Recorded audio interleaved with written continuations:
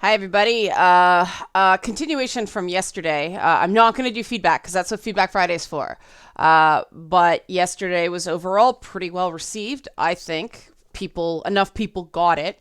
And then I realized, we are sort of coming into a new phase where the industry is sort of collectively unclenching sort of thing. And I want to offer some suggestions because I don't think we should avoid sexy female costumes forever. Quite the opposite. Like I said, I think sexy women have a place in video games, an important place in video games. It is fantasy, and that's part of female fantasy. Um, I know it gets lumped into male fantasy a lot, but there's a female perspective to it as well. And I want to talk about kind of where the line is for me and why certain characters I think are awesome, and other characters I was like, oh, come on. And, it really is about the appropriateness of the costume to the character, the setting.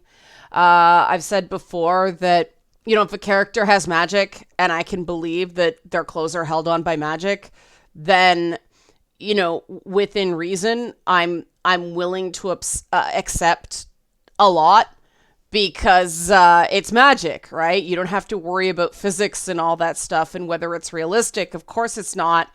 It's magic. There are contextual elements to certain characters that explain or do not explain sexy costumes. And the one I'm going to start with, because it's always the one that's perplexed me the most in terms of people freaking out about it. And I can only assume it's people freaking out because they haven't played the game. They don't know anything about the character. And that's Bayonetta. Magic, check. But Bayonetta's sexiness is all like performative, right? It's her personality. And yes, okay, there are combos in the game where she's in her underwear. But character lore aside about her hair and her costumes and everything like that, her base look, she's actually really covered and her boobs aren't huge. I mean, you could say the gun heels are an issue, but again, magic. And I think it's interesting that of the number of people that take swipes at Bayonetta or use Bayonetta as some example of, sexism in video games, because to me, she's an example of a character's sexuality. She wouldn't be Bayonetta if she didn't have that sexy quality, precisely because her enemies are the cardinal virtues, for one. Like it's woven in, pardon the pun with her hair and clothes, into her story that her sexuality is part of her appeal. And this is the Smash Brothers version, obviously, of Bayonetta. I just thought it was a cool design. Like a particularly cool version of the design. But, of all the characters to pick on, this is utterly the strangest. But what I think the hate on Bayonetta shows is that sexy isn't just about look. It isn't just about dress. Because I think we can all agree that Bayonetta's base outfit is not very revealing. It's about personality and it's about confidence. And I think that some people, some, critics of female character designs, they want women to be awkward and insecure, either because it feels more either like them or in their league, or because insecurity makes somebody easier to control. And once again, I think there's a lot of misogyny creeping into the so-called feminism in video games that, it would be great. Like, obviously, we're not as confident as Bayonetta because we don't have her powers, but, she's a really fun bad girl fantasy to play. I think part of the reason that a lot of people haven't played the game is actually kind of hard in terms of combat. I'm not saying it's like Cuphead hard, but it's got some challenge to it. Good challenge, but you know, so this is a starting point. This is how ridiculous the debate got, that nobody was like, well, wait a minute, what actually is wrong with this?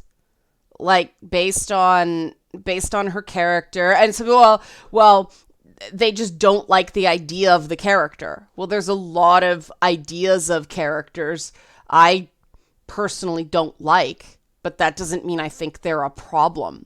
And it's important to make that distinction. Now, there are others where it is more revealing. And this is the one, this is the dichotomy that made me think about, yeah, I should do this. You guys know that before the last game and how ridiculous and toxic the whole thing around the last game was, I was a big fan of Mortal Kombat. And so obviously the female character costumes in Mortal Kombat were a big, there's a big amount of controversy and debate and everything surrounding those. And so this is from Reddit.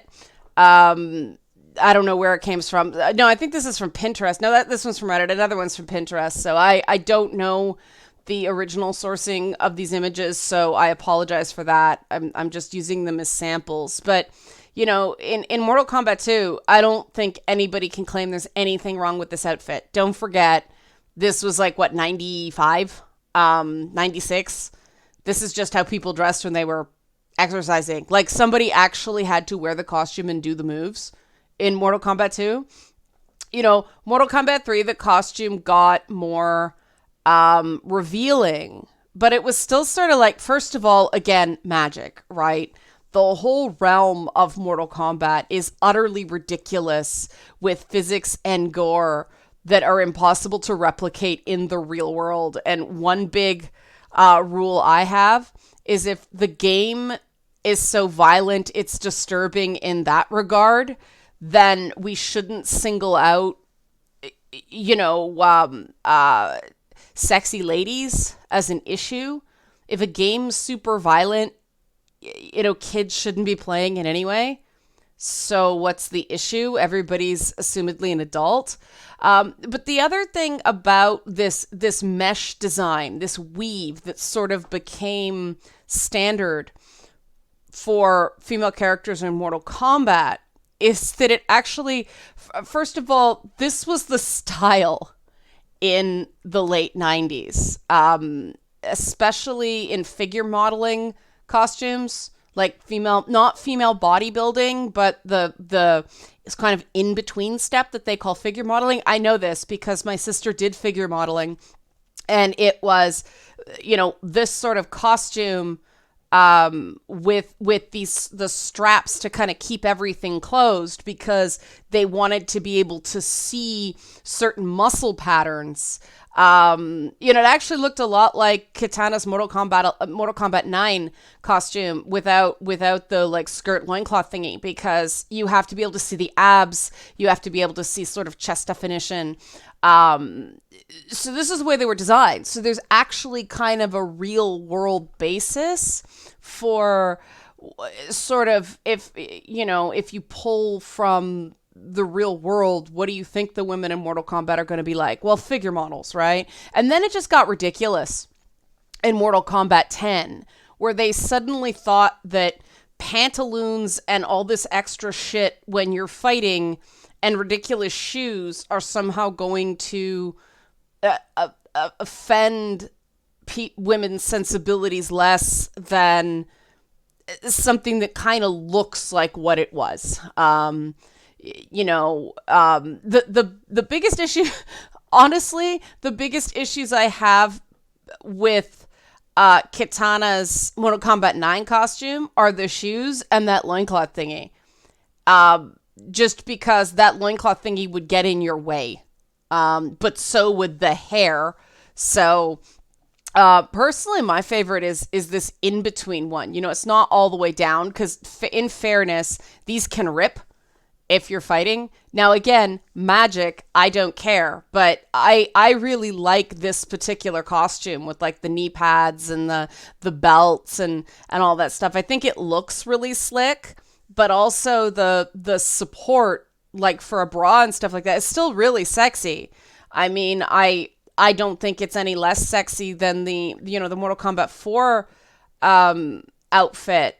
It's just it, it in terms of actually putting the costume together, it just makes more sense. And in a way, I find that sexier personally, just because um you're it's there's a fun to it being ridiculous, deliberately ridiculous. And again, the games are so violent, who cares?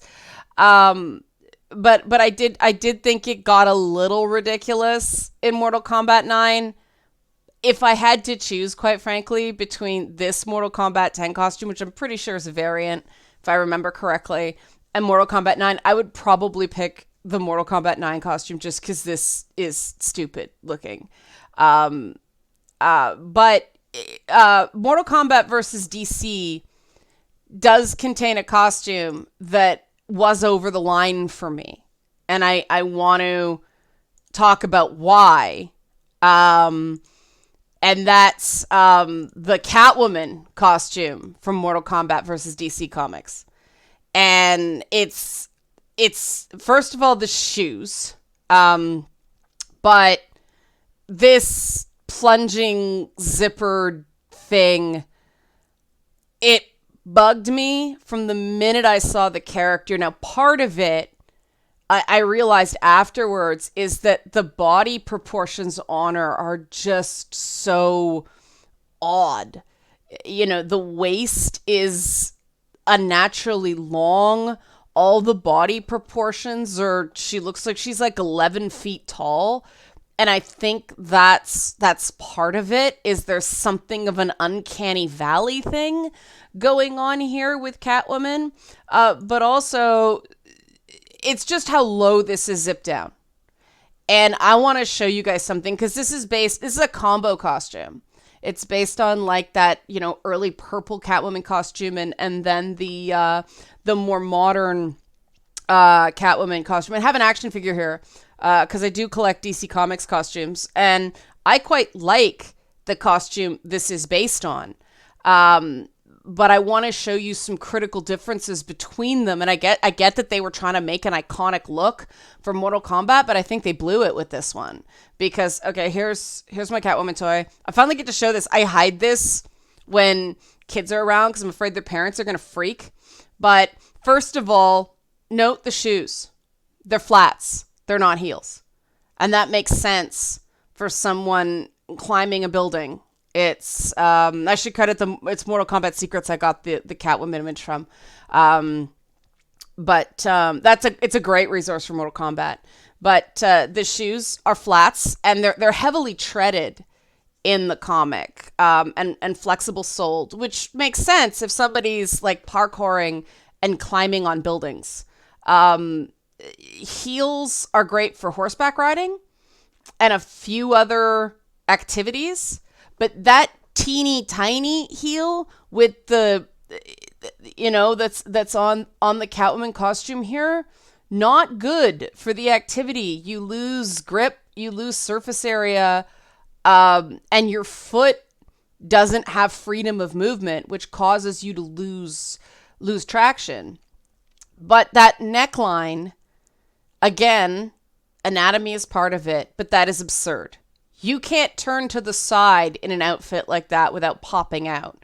And Catwoman has no magic keeping her in her clothing. But even the source costume, even the costume they base this on, which there's a lot of cleavage there, first of all, it zips. And so in the comics, sometimes it's lower, but she zips it up when she's going adventuring, which they didn't in the game. But do you see where it's zipped up to just under the bust? Like right here on a human being. You'll notice I'm wearing my Injustice. I think this is Injustice 2 shirt. But if you cut it off, if you cut your cleavage line off right where a bra would sit, you can keep things contained without everything flying out everywhere when you do the YMCA dance, right? Like, the minute somebody goes like this, like that, it just pops right open. Like I said, I have things with this neckline. It requires tape, but there's also just no boob support there, which if you're fighting, you want. You don't want to give yourself a black eye with your own boob. And trust me, I have hit myself in the face with my own boob. It is a very strange and unpleasant experience. You know, you're going up the stairs without a bra and whap, and it's like, oh. But there's a big difference in whether I will accept something between something that is stupid. I mean, people still don't do physical activity dressed like this outside of LA, and let's face it, that's looking to be seen. But, you know, this is way less stupid than this.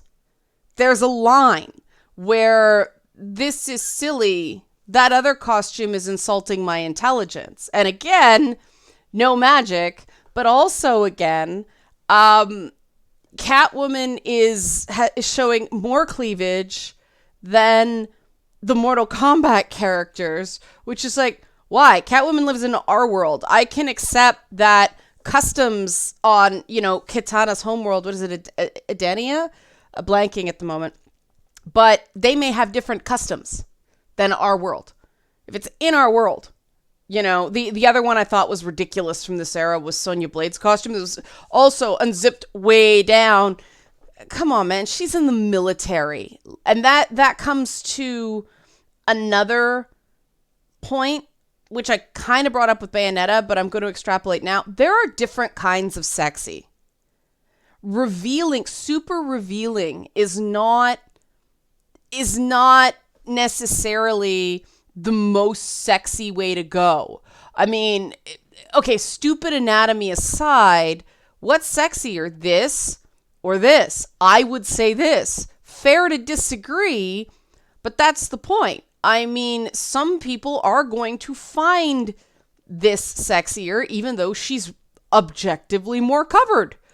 And that's the point. You are going to appeal to fewer people if you make all your characters, male and female, the same kind of sexy, instead of making them different kinds of sexy. First of all, it shows a lack of imagination. But second of all, you're creating characters that are only going to appeal to one set of tastes over and over and over again, instead of creating characters who each, you know, everybody can have a favorite. And, you know, Overwatch does that well, but the other series that does that well is the Soul Calibur series. And I picked this one because it has more revealing costumes across the board than Overwatch. But, you know, different body types, different costumes. I mean, Hildy's fully clothed, but they still managed to make her hot. Like, Amy, Goth Girl, is hiding in the background. But you guys know I cannot stand the way they drew Taki's boobs here. But there's my girl Talum. I love Talum. Sungmina's over here. But these are all very sexy costumes, right? But you notice how they're not all the same? I mean, you got... This is Sung Shuao, right? She's got kind of ass crack going on, which too much for me. I know some people like that. But then you got, you know, Tira, who's basically Harley Quinn in Soul Calibur. But they're all different types of sexy. And the personalities... have a lot to do with that as well. Like the way they present themselves, the way they're depicted matches their sort of stories and personalities. And again, you know, there's a lot of skin showing in various incarnations, but it's not the same way. And I think it's kind of funny that people just tend to pick on Ivy out of all of them And I think as you see, sort of it works together quite nicely. Um, and so if somebody's not into the purple snakeskin, I don't know why you wouldn't be. You could do like the ultra feminine look on Songmina. You could do the super cute. I love my girl Talum. Um, Amy's got the goth girl going on. It's different personalities. It's different types of women. Um, and somebody could go, there's no black. There's no black people here. Talum, I think she's Nepalese. But I mean, they are from different parts of the world. There is no yet, which is an omission. There's, what's his name? Zasalamel, who's a black guy in Soul Calibur, but there's no black woman in Soul Calibur, which is an oversight. They would be cool to see a black female Soul Calibur character, but otherwise, I mean, it is a very international cast. And there's a beauty to this. You can see their personalities represented. This is the kind, and obviously the characters in game they don't seem that revealing the same way, though that was concept art that somebody put together on Pinterest. But Overwatch does the same thing. Some would claim even better. It's I'm trying to pull up an Overwatch thing. I wasn't thinking about doing Overwatch, but let me see if there's specifically Overwatch women. But Overwatch does it well too. And people freaked out over Tracer's butt. Let me see here. It's so small. Maybe I can blow it up. Yeah, I mean, Overwatch is a shining example of what I'm talking about. Maybe I can blow it up. Okay, it's a bit fuzzy, but you'll be able to see it anyway. Okay, here we go. So there's a lot less cleavage overall here, but we still got some thigh. They're still form-fitting. Well, except for, what's her name? The new character, Mia. But again, there's a lot of different looks. There is actual choice in the characters instead of everybody being samey. And I mean, okay, I'll give Mortal Kombat a bit of a pass because they did that whole palette swap thing that it was just like the same person, and it was, oh no, it's a purple bodysuit, it's a blue bodysuit, it's a red bodysuit, it's a green bodysuit, it's a yellow bodysuit. No, shut up, they're different characters.